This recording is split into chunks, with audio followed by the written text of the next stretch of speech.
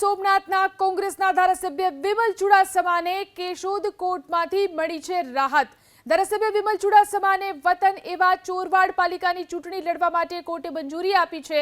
અગાઉ ધારાસભ્યને 6 મહિનાની સજા થતા સેશન્સ કોર્ટમાં અરજી કરી હતી અને ચોરવાડ પાલિકાની ચૂંટણી લડવા માટે ધારાસભ્યએ કોર્ટના દ્વાર ખટખટાવ્યા હતા। કોર્ટમાંથી રાહત મળતા ધારાસભ્ય ચુડાસમાએ શાસક પક્ષ ભાજપ પર ગંભીર આરોપ લગાવ્યા।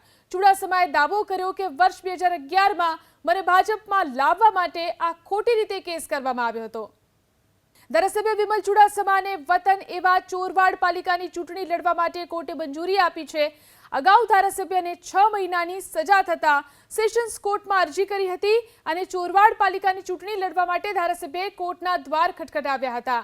કોર્ટમાંથી રાહત મળતા ધારાસભ્ય ચુડાસમાએ શાસક પક્ષ ભાજપ પર ગંભીર આરોપ લગાવ્યા।